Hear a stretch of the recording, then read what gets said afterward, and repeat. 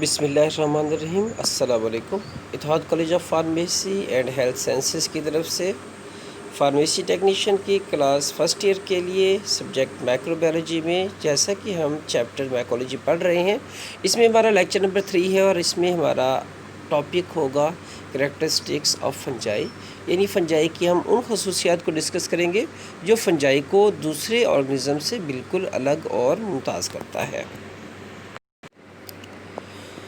Characteristics of fungi की खसूसियात में सबसे पहले जिस चीज़ को हम डिस्कस करने जा रहे हैं, cell wall. The cell wall of fungus is composed of chitin. जहन में रखिएगा कि फंगस का सेल वॉल जो है वो काइटिन का बना होता है। Chitin is more resistant to cellulose and lignin which make a plant cell wall. Plant का सेल वॉल जैसा कि आपको पता है कि बेसिकली सेलुलोज का बना होता है, उसके साथ साथ लिग्निन भी होता है, ये पॉलीसेकेराइड हैं, जबकि फंगस का सेल वॉल जो है वो काइटिन का बना होता है। तो यहाँ पे हम तीन मेजर जो है ऑर्गेनिजम्स को एक साथ देख लेते हैं। बैक्टीरिया में सेल वॉल पाया जाता है। बैक्टीरिया का सेल वॉल जो है वो किस चीज़ का होता है? पेप्टिडोग्लाइकेन का। प्लांट का सेल वॉल जो है वो सेलुलोज का होता है और फंगस का सेल वॉल जो है वो काइटिन का होता है। और काइटिन जो है इसके अंदर मुज़ाहमत जो है वो सेलुलोज और लिग्निन की निस्बत जो है वो ज़्यादा होती है। नेक्स्ट हम इसकी खसूसियत पढ़ने जा रहे हैं न्यूट्रिशन, कि फ़ंगस जो है अपनी न्यूट्रिशन किस तरह से हासिल करते हैं। न्यूट्रिशन के हवाले से फ़ंगस पहले नंबर पे तो सेप्रोट्रॉफ होते हैं। अब सेप्रोट्रॉफ क्या चीज़ है? They get energy by decomposition of dead organic substances. ये डेड ऑर्गेनिक सब्सटेंसेस यानी मरे हुए जानदार, चाहे पौधे हों या जानवर हों, उनको डिकम्पोज करके, यानी कंपोजिशन तो उनकी जो भी है मालिक्यूल बड़े बने हुए हैं, तो उन्हीं मालिक्यूल्स को तोड़ के डिकम्पोज करके वहाँ से अपनी एनर्जी हासिल करता है। तो इस वे में फंगस जो है वो डिकम्पोजर्स होते हैं। Like many bacteria, fungi release hydrolytic exoenzymes that digest external substances. बहुत सारे बैक्टीरिया की तरह फंगस जो है अपना हाइड्रोलाइटिक बाहर जो है इंजाइम अपना एक रिलीज़ करता है। हाइड्रोलाइटिक मीन्स कि ये जब किसी सब्सटेंस को तोड़ रहे होंगे तो हाइड्रोलाइसिस के थ्रू तोड़ेंगे और इनके इंजाइम्स जो हैं वो बॉडी के अंदर काम नहीं कर रहे होते, बल्कि अपने इंजाइम को अपनी बॉडी से बाहर रिलीज़ करते हैं। तो बाहर रिलीज़ होने वाला इंजाइम जो है डाइजेस्ट करता है एक्सटर्नल सब्सटेंसेस को। डाइजेशन के लफ्ज़ी मफहूम जो है वो है ब्रेकडाउन के, यानी एक्सटर्नल सब्सटेंसेस जो होंगे पहले उनके मालिक्यूल्स की ब्रेकडाउन होती है। ब्रेकडाउन होने के बाद क्या होगा? दे देन एब्जॉर्ब द सोलबल्स प्रोडक्ट्स। वो प्रोडक्ट जो सोलबल हो चुकी होती हैं फिर उनको अपनी सरफेस से एब्जॉर्ब कर लेते हैं। तो इस वे में फंगस जो होता है डीकम्पोज़र होता है, एक्सोएंजाइम्स के थ्रू अपनी खुराक को बाहर ही ब्रेक डाउन करता है उसकी, फिर ये एब्जॉर्बेंट होते हैं, खुराक को अपनी सरफेस से एब्जॉर्ब करते हैं। They are chemo organo heterotroph and use organic compounds as a source of carbon, electrons and energy. देखिए, इस बात को डिस्कस करने से पहले अभी जो फ़िक्र है, से पहले पिछली बात को हम देख लेते हैं कि जैसे जानवर हैं या इंसान है, पहले खुराक को खाते हैं, खाने के बाद फिर इनके एंजाइम बॉडी के अंदर ही उस खुराक को तोड़ फोड़ करते हैं, फिर तोड़ फोड़ होने के बाद फिर उस खुराक की एब्जॉर्प्शन होती है। ठीक है, तो फंगस में इस तरह होता है कि फंगस जो है ये खुराक को खाता नहीं है, अपने इंजाइम जो है अपनी जो भी खुराक उसके सामने होती है, जो कि दर हकीकत कोई डिकम्पोजिंग मैटर होगा, तो अपने इंजाइम उसके ऊपर छोड़ के रिलीज़ करके उसको बाहर ही उसकी तोड़ फोड़ करेगा, यानी बाहर ही डाइजेस्ट करेगा। फिर डाइजेस्ट करने के बाद अपनी सरफेस से उसको अपने अंदर एब्जॉर्ब कर लेता है। एब्जॉर्ब कर लेने के बाद ये दर हकीकत कीमो ऑर्गेनो हेटरोट्रॉफ है। देखिए, खुराक जो है जो जानवर अपनी खुद बना रहे होते हैं जानदार, वो ऑटोट्रॉफ कहलाते हैं, और जो अपनी खुराक खुद नहीं बनाते, दूसरों को अपनी खुराक के तौर पे इस्तेमाल करते हैं, वो हेटरोट्रॉफ होते हैं। और इनकी खुराक जो है वो ऑर्गेनिक मैटर्स होते हैं और उन ऑर्गेनिक मैटर्स को अपने केमिकल रिएक्शन के तहत तोड़ने के बाद इस्तेमाल करते हैं। इस वे में ये कीमो ऑर्गेनो हेटरोट्रॉफ होते हैं और ऑर्गेनिक कंपाउंड्स को कार्बन, इलेक्ट्रॉन और एनर्जी को हासिल करने का ज़रिया जो है वो के तौर पे इस्तेमाल करते हैं। इनका न्यूट्रिशन का दूसरा जो तरीक़ाकार है वो पैरासाइट्स है। They may be either obligate parasites और फैकल्टेटिव पैरासाइट्स। ये जो है हो सकते हैं या तो ऑब्लिगेट या फिर फैकल्टेटिव पैरासाइट। उस चीज़ को हम पढ़ चुके हैं पहले भी जो पैरासाइट होते क्या हैं, जो किसी और लिविंग बॉडी के अंदर उसको होस्ट के तौर पे इस्तेमाल करते हैं, उसमें रह के वहाँ से एक तो वहाँ पे अपनी रिहाइश भी रखें और दूसरा वहीं से अपनी खुराक और एनर्जी भी हासिल करें। तो इस किस्म के जो ऑर्गेनिज्म होंगे वो पैरासाइट कहलाते हैं। इन पैरासाइट में वो पैरासाइट जिनका इन्हिसार टोटली तौर पर अपने होस्ट पे होता है, अपने होस्ट के बाहर वो नहीं खुराक को हासिल कर रहे होते, वो ऑब्लिगेट होते हैं। और वो जो अपने होस्ट से भी खुराक हासिल कर लें और अपने होस्ट से बाहर किसी मीडिया पे भी ग्रो कर ले, वो फैकल्टेटिव होते हैं। तो facultative parasite they can grow obligate parasites they can grow only on the host cell. ये सिर्फ अपने होस्ट सेल पर ही ग्रो कर सकते हैं through special hyphae tips called होस्टोरिया। और इनके हाइफे की टिप्स होती हैं और उन टिप्स को हम होस्टोरिया बोलते हैं। उस होस्टोरिया के ज़रिए से अपने एक्सोएंजाइम के ज़रिए बाहर की खुराक को तोड़ फोड़ करके डाइजेस्ट करके फिर अपने अंदर इब्साब कर लेते हैं। दूसरे जो पैरासाइट है फैकल्टेटिव हैं। Besides living on their host they can also survive on the growth media. इसके साथ साथ कि वो अपने होस्ट जो है उसके ऊपर ग्रो करें, ये किसी मीडिया के ऊपर, ग्रोथ मीडिया के ऊपर जहाँ पर उनको खुराक मिल रही हो, वहाँ भी ये सर्वाइव कर सकते हैं। तो थर्ड जो न्यूट्रिशन का एक तरीका है वो है सिम्बायोट्स। सिम्बायोट्स जो है आपको पता है कि ये एक रिलेशनशिप होता है दो जानदारों का आपस में। तो न्यूट्रिशन हासिल करने के हवाले से इनकी तीसरी किस्म जो है सिम्बायोट्स हैं। सिम्बायोट्स दो जानदारों का आपस में एक इश्तराक होता है और उस इश्तराक के तहत वो एक दूसरे को सपोर्ट कर रहे होते हैं। Lichens, it is a symbiotic association between a fungus and algae.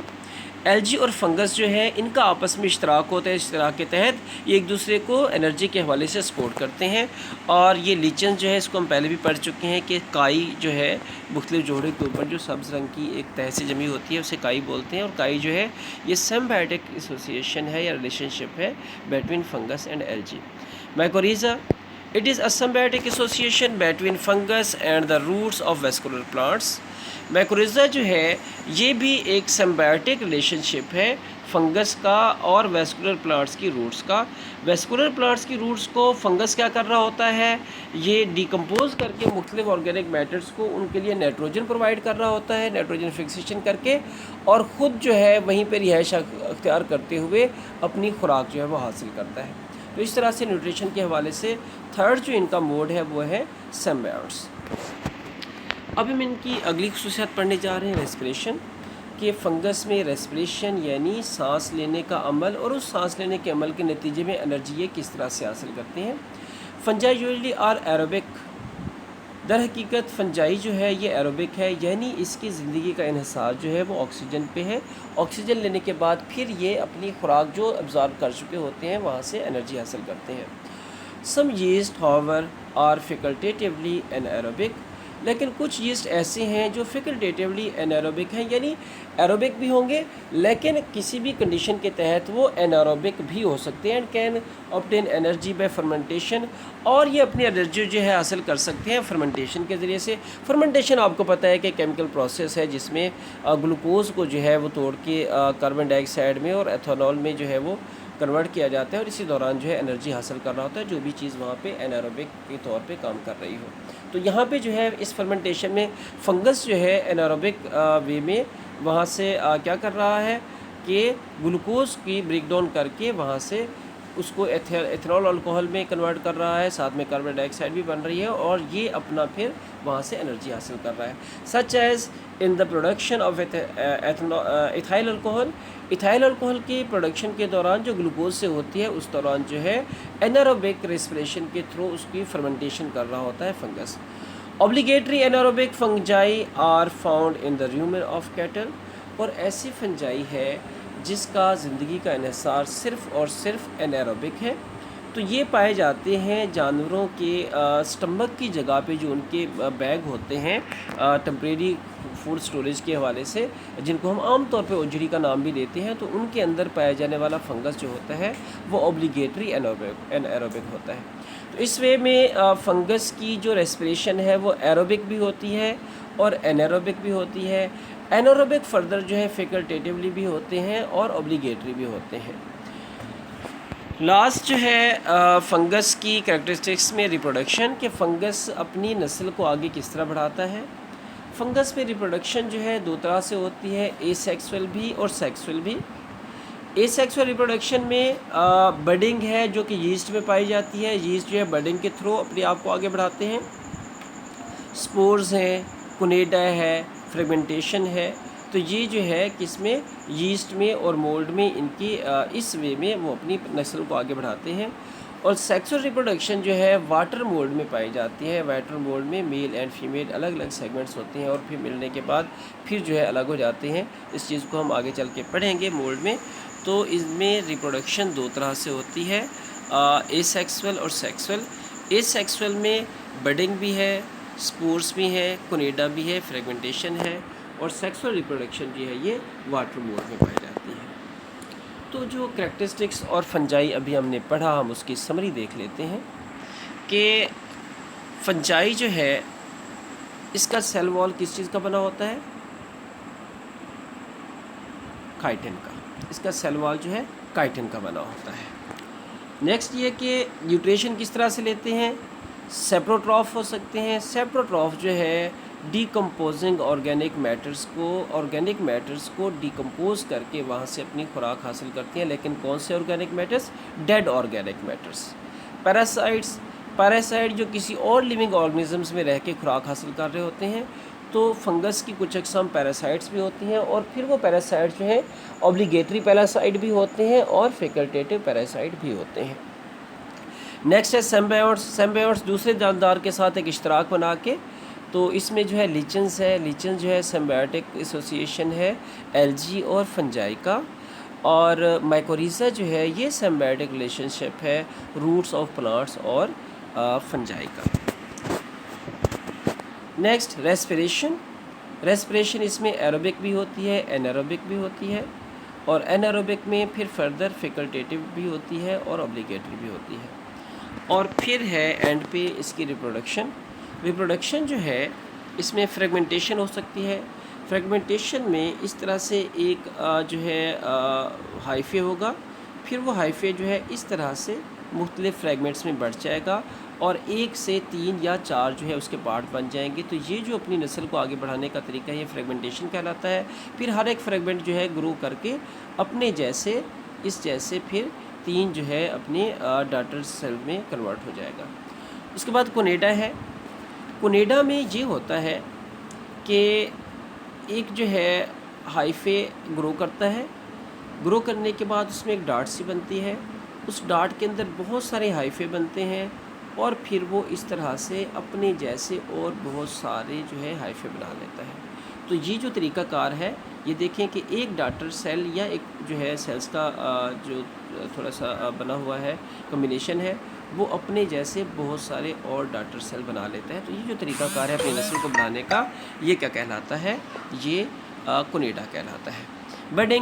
Budding जो है यीस्ट में होती है। इसमें क्या होगा कि एक यीस्ट होगा, आपको पता है कि यीस्ट जो है ये ओवल इन शेप होता है। तो इसके ऊपर एक छोटा सा बड बनेगा, वो छोटा सा बड जो है वो ग्रो करेगा और ग्रो करने के बाद यीस्ट जो है अपने जैसे 2 सेल्स में कन्वर्ट हो जाएगा। तो इस तरीके से जब इसमें कोई मेल एंड फीमेल गैमेट्स नहीं है, एक ही सेल जो है बढ़ता है और उसमें एक छोटा सा बड बनता है, फिर बड जो है वो ग्रो करता है, फिर इस तरह से एक सेल अपने जैसे 2 सेल्स में तकसीम हो जाता है। एंड पे स्पोर्स है। ये जो है वेजिटेटिव स्ट्रक्चर है किसी भी फंगस का। ये वेजिटेटिव स्ट्रक्चर जो है ग्रो करके सिस्टिक स्ट्रक्चर था पहला, ये जो है सिस्टिक स्ट्रक्चर है फंगस का और ये सिस्टिक स्ट्रक्चर ग्रो करके वेजिटेटिव स्ट्रक्चर में कन्वर्ट होता है। वेजिटेटिव स्ट्रक्चर जो है इसके ऊपर एक जो है डार्ट सी बनती है, उस डार्ट के अंदर बहुत सारी फिर सिस्ट बन जाती हैं और बहुत सारी सिस्ट जो है फिर रिलीज़ होंगी। तो इस तरह से ये जो सिस्टिक स्ट्रक्चर था जो वेजिटेटिव में कन्वर्ट हुआ उसने अपनी जैसी बहुत सारी सिस्ट बना ली और वो सिस्ट जो है फिर फर्दर जो है आगे ग्रो करती हैं। तो इस तरह से नस्ल को आगे बढ़ाने का फंगस के अंदर जो तरीका है वो स्पोर्स कहलाता है। तो ये थे फंगस की रिप्रोडक्शन के 4 तरीके। फ्रेगमेंटेशन नाम से ही ज़ाहिर है मुख्तलिफ फ्रेगमेंट्स में बढ़ जाना, कोनेडा एक वेजिटेटिव स्ट्रक्चर जो है डॉट बनाएगा, डॉट के अंदर बहुत सारे वेजिटेटिव स्ट्रक्चर बनेंगे, फिर वो रिलीज़ होंगे। तो 1 से 10 जो है बीसों सैकड़ों जो है वो जो है सेल फिर रिलीज़ हो जाएंगे। बडिंग जो है एक सेल के ऊपर बड बनता है, ग्रो करता है, फिर वो 2 सेल्स में बढ़ जाता है। स्पोर जो है सिस्टर स्ट्रक्चर ग्रो करता है, वेजिटेटिव में आता है। वेजिटेटिव स्ट्रक्चर के ऊपर डॉट सी बनती है, नोड सा बनता है, उसके अंदर जो है फिर बहुत सारे और सिस्टर स्ट्रक्चर बनते हैं, फिर वो रिलीज़ होते हैं, फिर आगे चल के इस तरह उनकी नस्ल बढ़ती रहती है। सेक्सुअल रिप्रोडक्शन जो है वाटर मोल्ड में होती है, और ये वाटर मोल्ड जो है ओमाइसीट्स कहलाते हैं, जिनको आगे चल के हम पढ़ेंगे। तो ये था हमारा आज का टॉपिक, कैरेक्टरिस्टिक्स ऑफ फंजाई, और ये जो है एग्जामिनेशन पॉइंट ऑफ व्यू से बहुत ही अहम है, और इसको आप शॉर्ट आंसर क्वेश्चन के तौर पे तैयार करेंगे।